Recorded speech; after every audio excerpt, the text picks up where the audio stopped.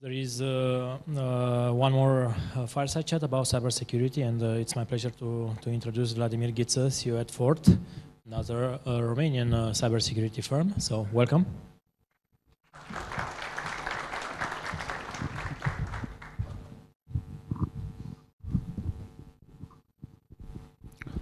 Okay, let's stay here.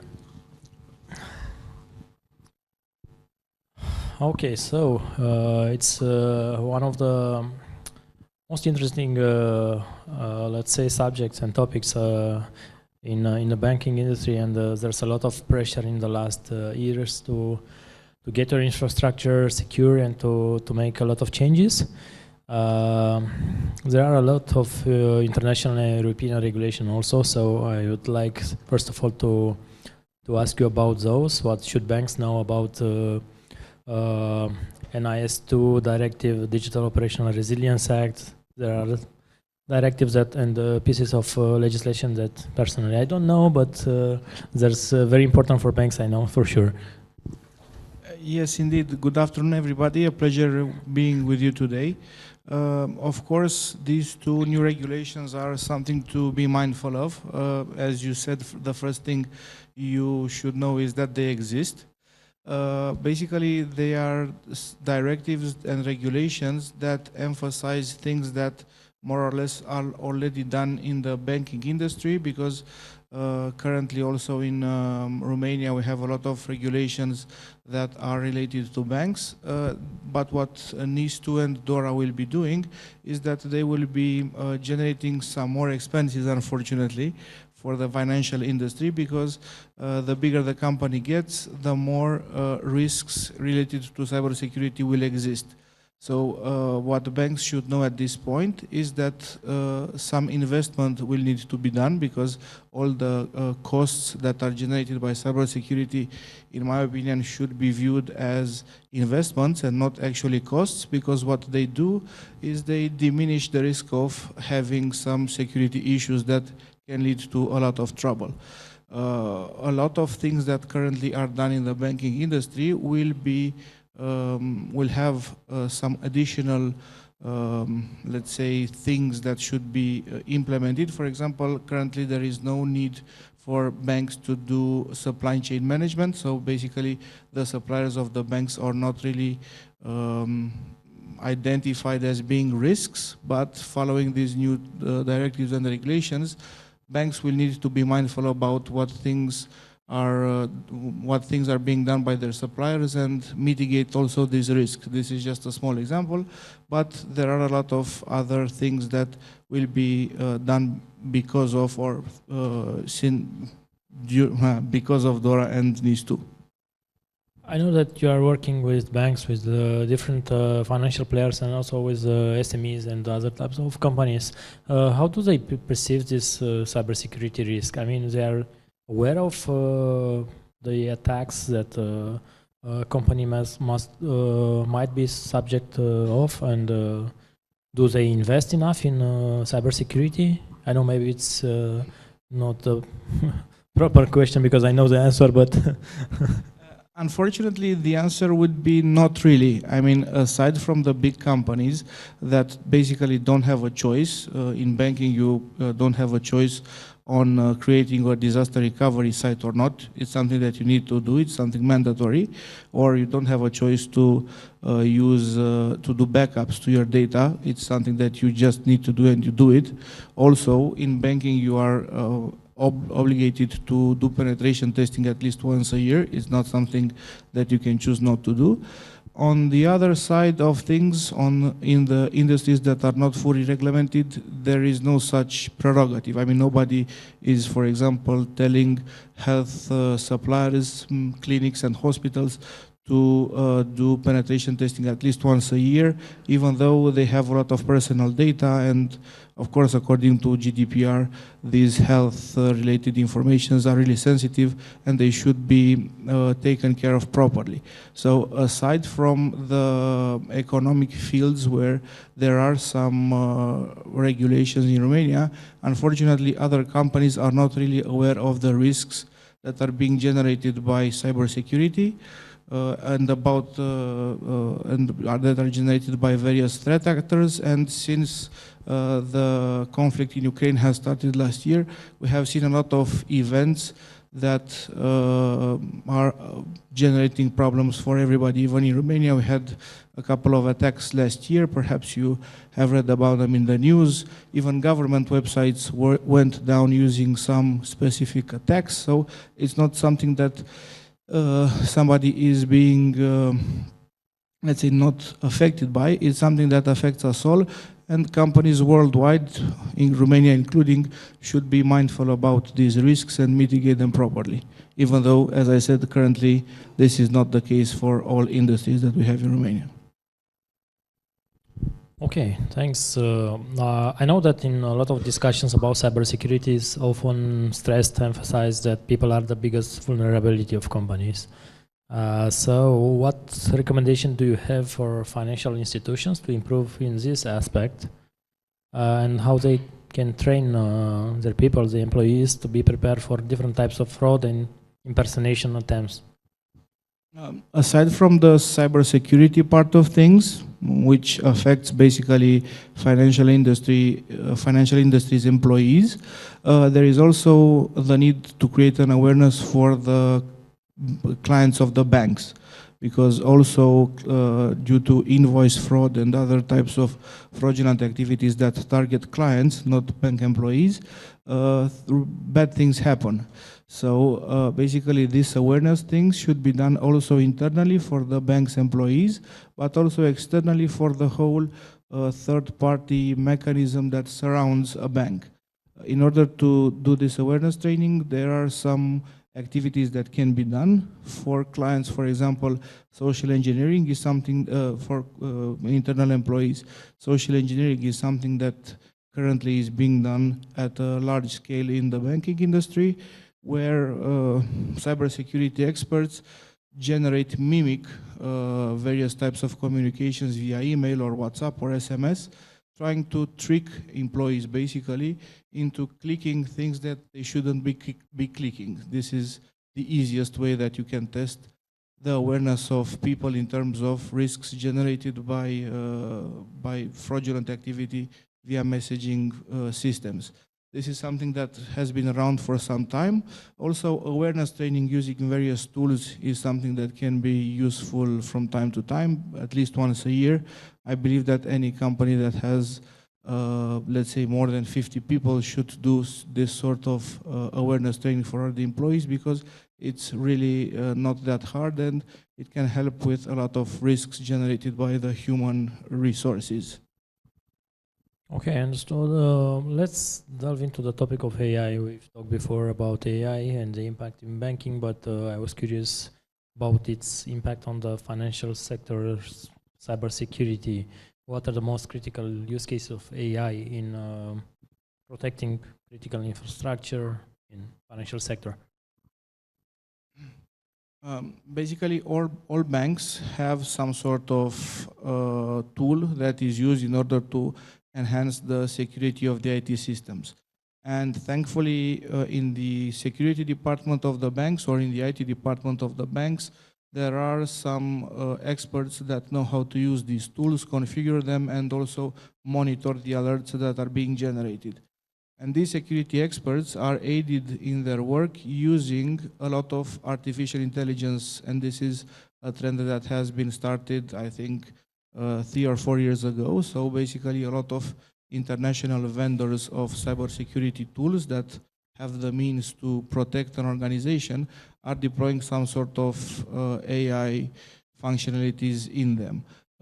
The thing with AI is that it is dependent a lot on the volume of data on which the producer of that solution has the ability to get their hands on, if you would like me to call it that. So basically, as time passes by and as a lot more types of attacks will be observed, it's my expectation that these types of software will be will generate a lot more value for cybersecurity experts, because it will be easier for them to better understand what's going on in terms of threats, and also it will provide them the tools needed in order to respond quicker and respond better to various situations that can have really bad repercussions. Okay, I'm guessing that in cybersecurity and in general fraud ecosystem, let's say, there is a cat and mouse game. So the fraudsters are trying to improve their methods, maybe trying to use AI to enhance their rate of success. How do you see that? How can these AI-driven threats be countered?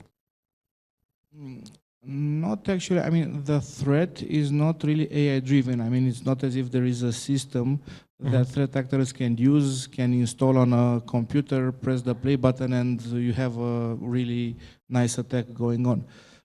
Because security attacks are often something that are driven by people. It's not as if you can do an attack automatically. It's really hard to automate the whole chain of attack.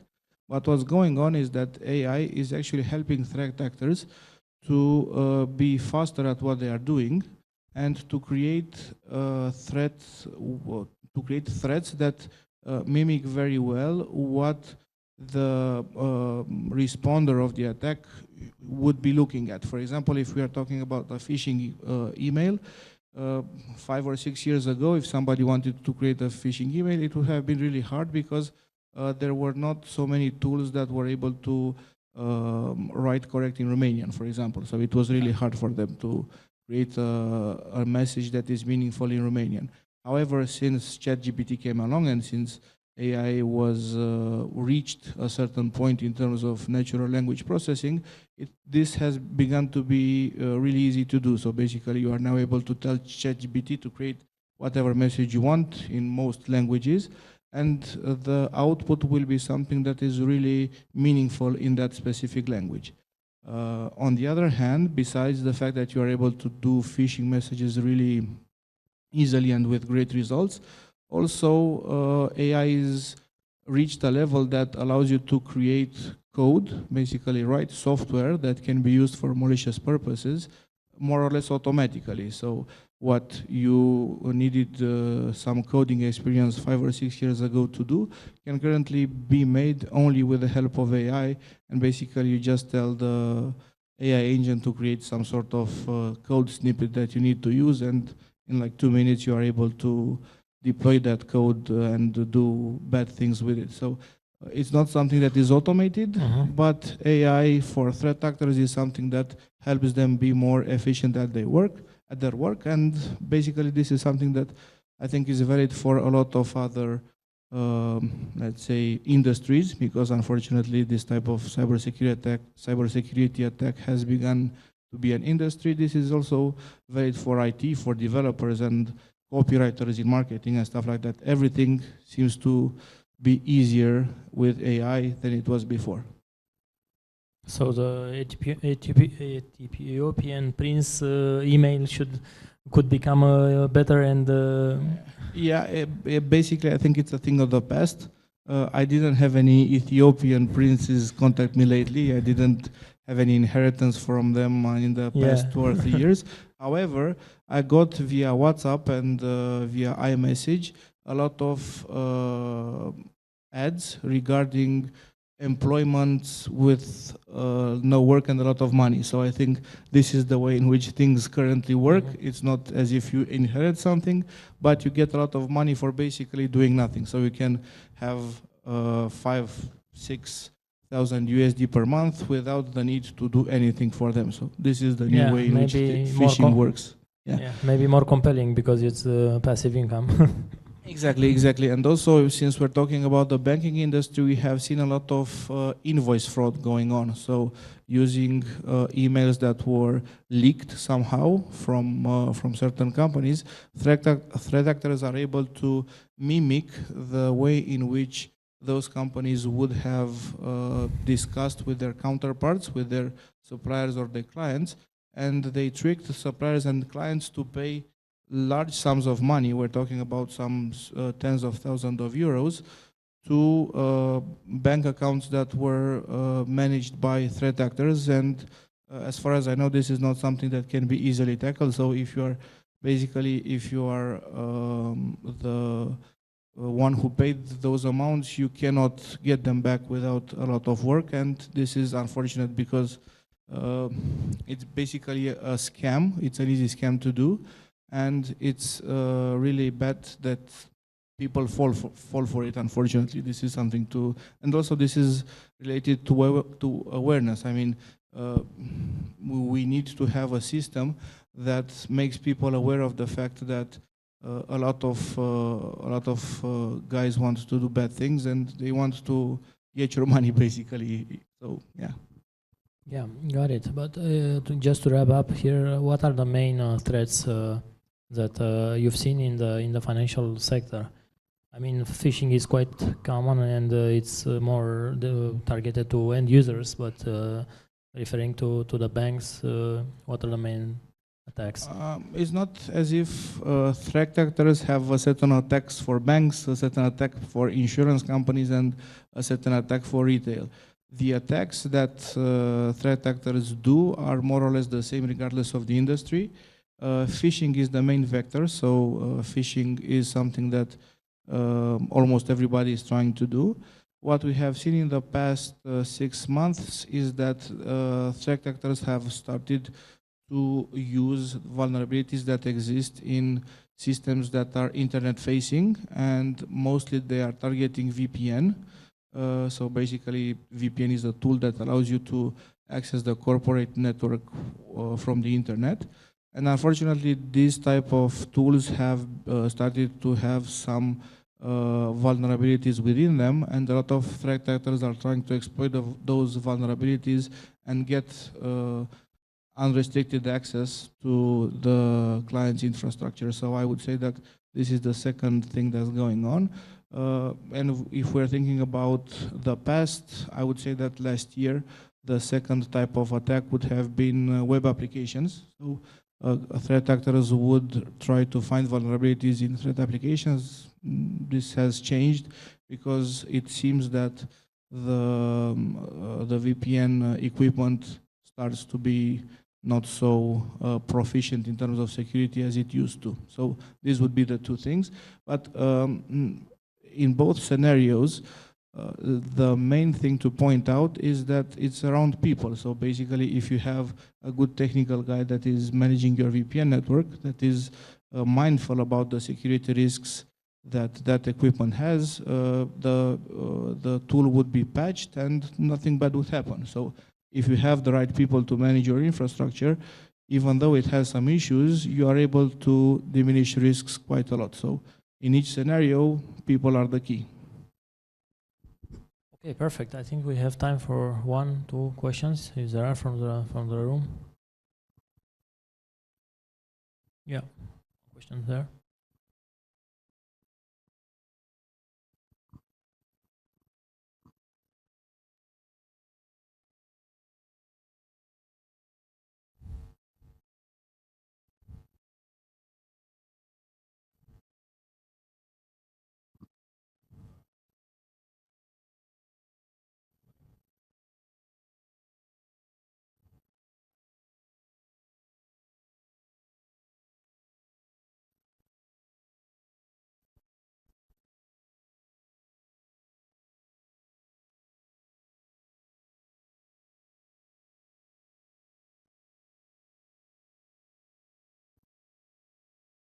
I don't think there is an answer that suits everybody. Basically, this is a decision that each company needs to take. Each scenario has its pros and cons. Currently, I see a lot of customers trying to get out of the on-prem infrastructure and move to the cloud or whatever, basically to the cloud, because everybody is doing that. But there are companies that basically don't trust cloud providers. Even I have discussed with some clients of ours that were, let's say, not really happy to share their internal data with tools that do cybersecurity and that have the administrative console in the cloud. Even though it was not a public cloud, it was something private, maintained and developed by the supplier of the cybersecurity solution. So it basically depends on the management perspective of things and on the ideas behind using cloud, because if you try to move to the cloud, the main thing would be that you are trying to avoid some issues concerning your big infrastructure. So you don't want to have somebody always on standby to change hard disks and do networking stuff and whatever else.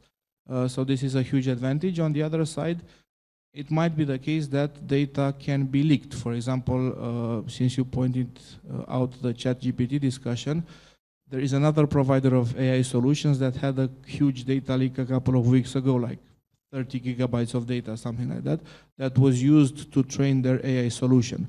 So yeah, it's, let's say, borderline decision. That depends on the way in which the company works and on the direction, on the strategic direction in which it wants to continue. It's not mathematics. It's something more than that. Okay, cool. Vladimir, thanks a lot for your insights and for joining us. Thank you too.